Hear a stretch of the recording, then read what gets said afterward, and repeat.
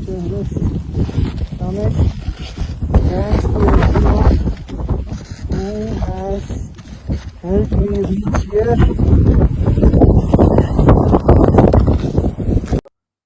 নমস্কার, আপনাদের সবাইকে সুস্বাগতম দ্য সোশ্যাল বাংলা চ্যানেলের পর্দায়।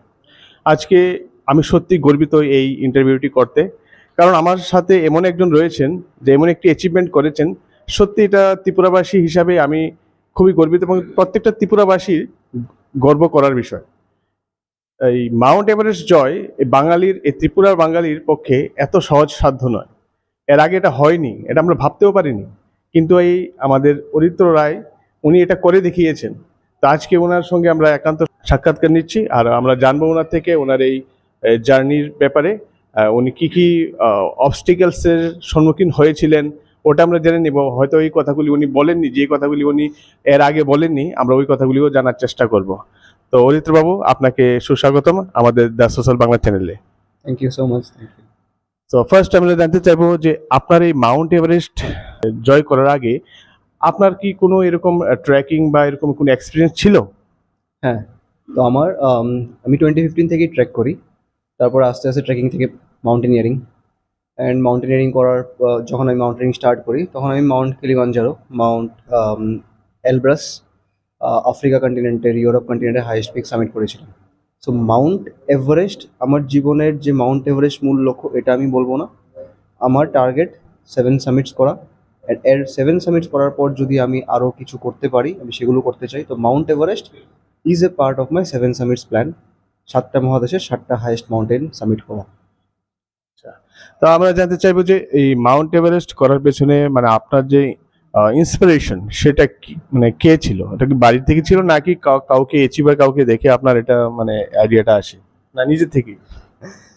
স্পোর্টস আমার ফ্যামিলিতে সবসময়ই ছিল।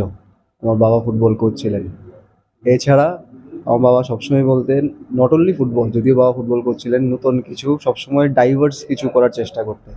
তো মাউন্টেনিয়ারিং রিলেটেড আমার প্ল্যান ছোটোবেলা থেকে হোক, যেটা বলছি স্কুল কলেজ থেকে ছিল না, ন্যাচারালি এসছে। সেটা আমার মধ্যে ছিল হয়তো ট্রেক করতে করতে যখন দেখলাম মাউন্টেনিয়ারিং আর উপরে কিছু একটা জগৎ আছে, সেখানে যাওয়া যেতে পারে। যখন ট্রেক করতে করতে যখন দেখতে পেলাম যে বাইরের লোকেদের সাথে যখন ইন্টারাকশন হলো, ওরা মাউন্টেনিয়ারিং করছে, তো সেখান থেকে আস্তে আস্তে ইন্টারেস্ট বাড়লো। ইন্টারেস্ট থেকে রিসার্চ, R&D স্টার্ট হলো এটার পেছনে, স্টাডি। তারপর থেকে ইট বিকেম মাই প্যাশন। সেখান থেকে কোর্স করলাম, basic mountaineering course, advance mountaineering course. তো এখন I follow it religiously parallelly with my job. তো এটা এটা আমি মানে খুবই ভালোবাসি। না, সেটাই আপনি বলেছেন একটু, তো সেটা আমার প্রশ্ন ছিল, তৃতীয় প্রশ্ন ছিল, সেটা ছিল যে আপনি কি কোনো প্রফেশনাল ট্রেনিং নিয়েছেন এইগুলির, সেটার জন্য? হ্যাঁ, আমি প্রফেশনাল ট্রেনিং নিয়েছি। বেসিক মাউন্টেনিয়ারিং কোর্স করেছি আমি, অ্যাডভান্স মাউন্টেনিয়ারিং কোর্স করা। ইন্ডিয়াতে এরকম 5টা ইনস্টিটিউট আছে, পেহেলগাম, উত্তরকাশী, তারপরে দার্জিলিং, দিরাং, মানালি, 5টা ইনস্টিটিউট আছে।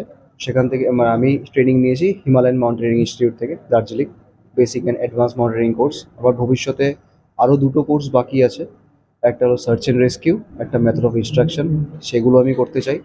কারণ আমার প্ল্যান বরাবরই সেটা যে আমি trekking and mountaineering, outdoor adventure, এগুলো নিয়ে ইউথদেরকে যাতে আমি গাইডেন্স দিতে পারি। অ্যান্ড যেটা আপনি কিছুক্ষণ আগে জিজ্ঞেস করেছিলেন, আমার মেইন ইন্সপিরেশন আমি বলবো from my family is obviously the first of all আমার বাবা।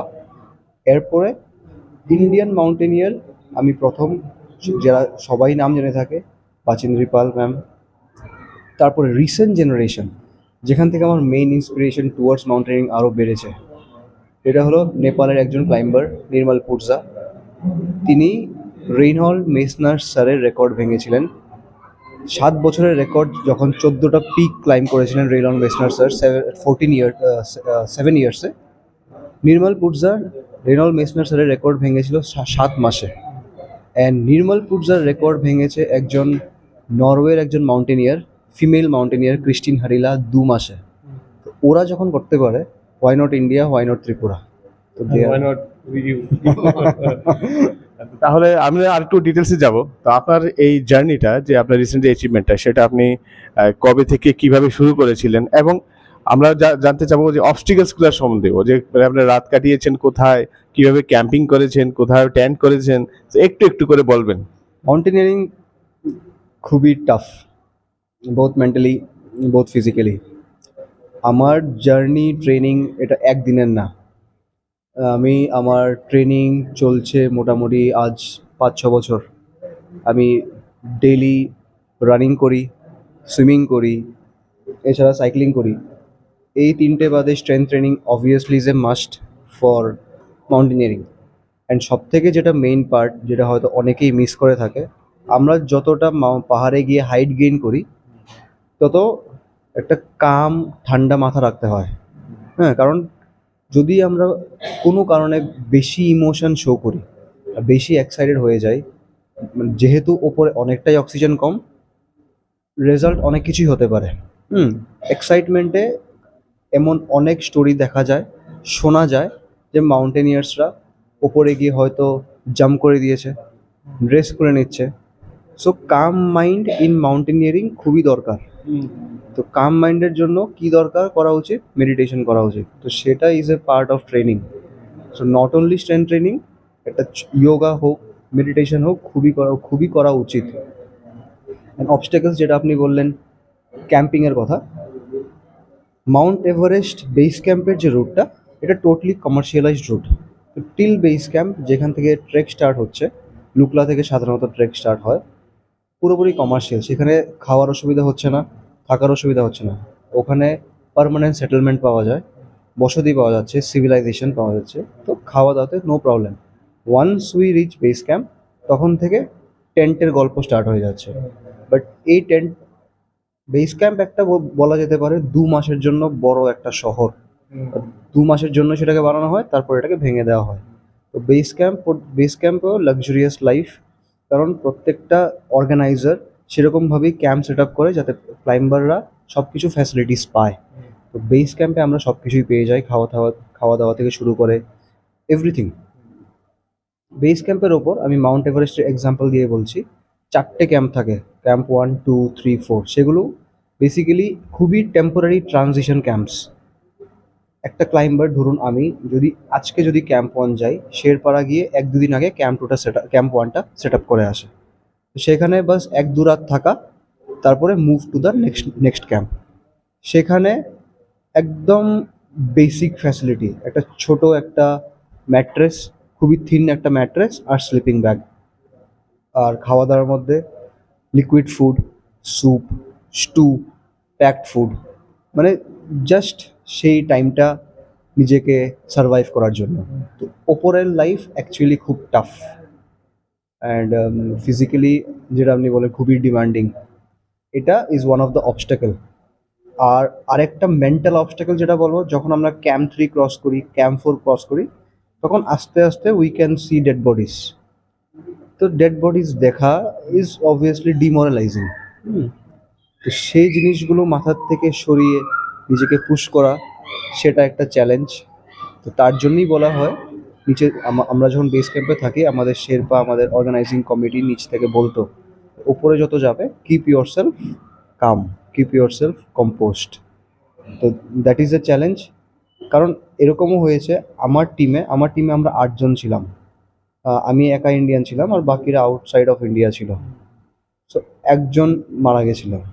সো এই নিউজটা যখন আমরা অন দ্য রুট শুনতে পাই, তখন অবভিয়াসলি খুব খারাপ লাগে। অ্যান্ড তখন মনে হয় যাওয়া উচিত কি উচিত না, কারণ এতদিন একটা লোক আমাদের সাথে বেস ক্যাম্পে ছিল, হঠাৎ শুনতে পাচ্ছি ওপরে মারা গেছে।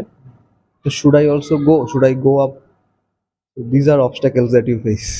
আচ্ছা, তা দেখা গেল যে এখানে শুধু ফিজিক্যাল অবস্টাকেলস না, এখানে মেন্টালি অনেক মানে অনেক সিচুয়েশনস আছে যেগুলিকে মেন্টালি সাংঘাতিক স্ট্রং থাকতে হবে এবং শান্ত থাকতে হবে, মনকে শান্ত থাকতে হবে। তো আরেকটা জিনিস আমি জানতে চাই, আপনি যে বললেন যে মনকে মানে কাম রাখার জন্য, মানে এখানে এরকম হয়ে যায় যে অক্সিজেন লেভেলটা কম আছে, স্ট্রেস বাড়লে বা যদি অক্সিজেন সাপ্লাই সেরকম ব্রেন না পায়, সে সময় মানুষ হয়তো বা পাগলামিও করতে পারে।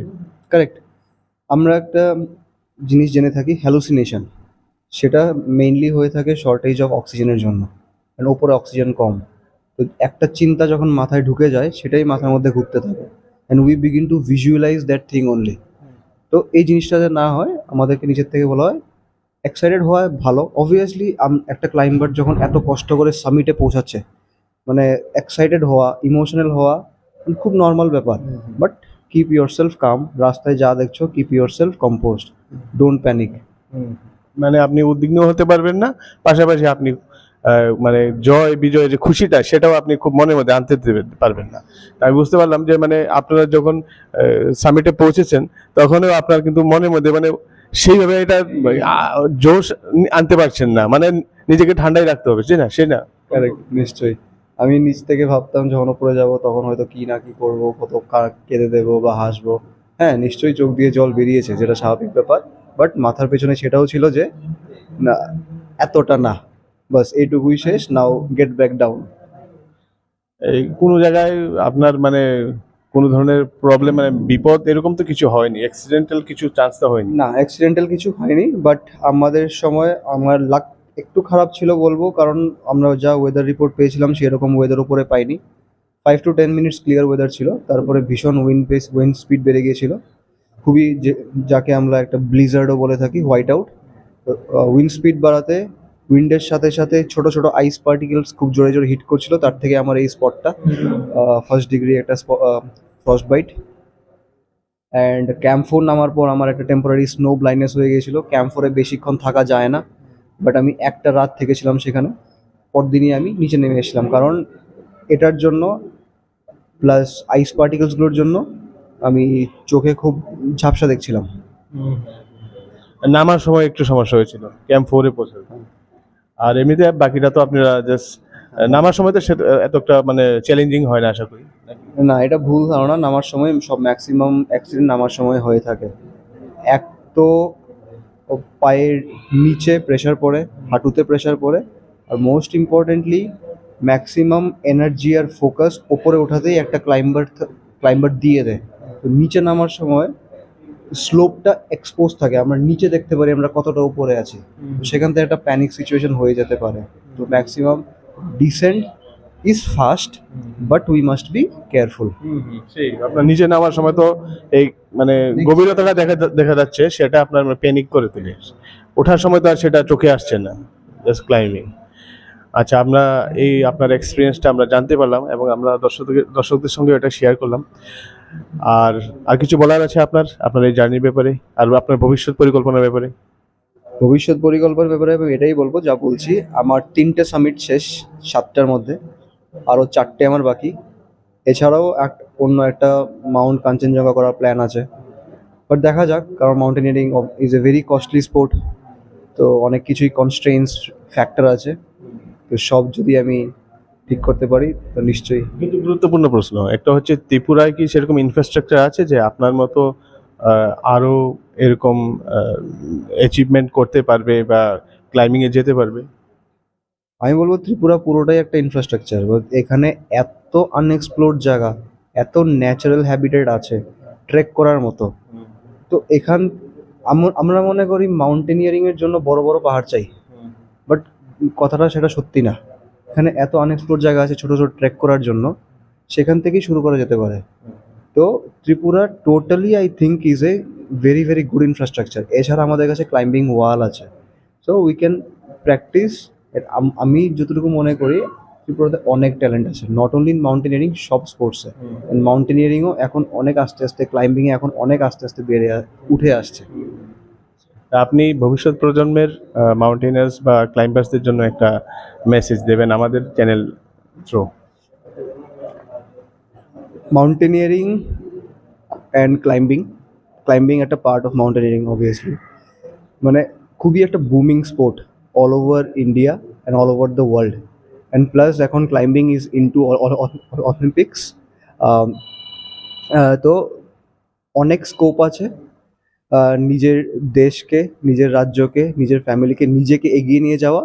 তো আমি ইউথকে তো এটাই বলবো যে ডাইভার্স, মানে আমাদের চিন্তাকে ডাইভার্সিফাই করতে হবে। এক দুটো স্পোর্টস, 3-4টে স্পোর্টস নিয়ে আমাদের ভাবনা চিন্তা যাতে থাকুক, সেটা যাতে না হয়। Come in two mountaineering, come to trekking, come to climbing, explore our state. তো এখান থেকে মানে আমরা ক্লাইম্বিংয়ে অন্য রাজ্যের সাথে উই ক্যান কম্পিট। আপনার পরিচয়টা?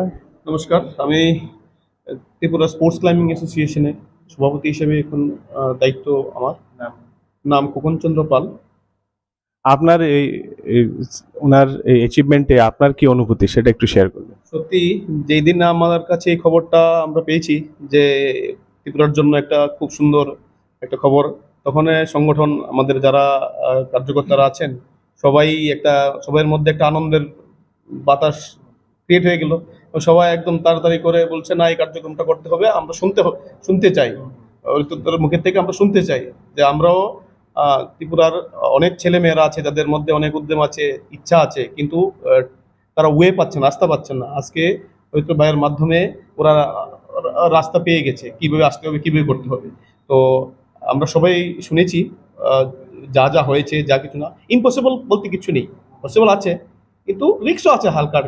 তো এটা ঠিক প্রশিক্ষণের মাধ্যমে, গাইডের মাধ্যমে এটা আমরা অতিক্রম করতে পারি। তো আমরা এখন ত্রিপুরা স্পোর্টস ক্লাইম্বিং অ্যাসোসিয়েশন যাতে যুবক যুবতীদেরকে আর আউটডোর গেমের মাধ্যমে শারীরিক এবং মানসিক বৌদ্ধিক তিনদিক দিকেই যাতে সুস্থ থাকে, সুন্দর থাকে এবং একটা সুন্দর রাষ্ট্র গড়তে যাতে আর ওরাও সঙ্গ দেয়, এটাই আমরা প্রচেষ্টা আমরা চালিয়ে যাচ্ছি। তো এ ছিল অরিত্র রায়, রিসেন্ট মাউন্টেনিয়ারিং এর অ্যাচিভার, যিনি হিমালয়ের এভারেস্ট সামিট জয় করেছেন। তো ওনাকে অসংখ্য ধন্যবাদ আমাদের এই চ্যানেলকে সময় দেওয়ার জন্য এবং ওনার এই এক্সপিরিয়েন্স আমাদের সঙ্গে শেয়ার করার জন্য।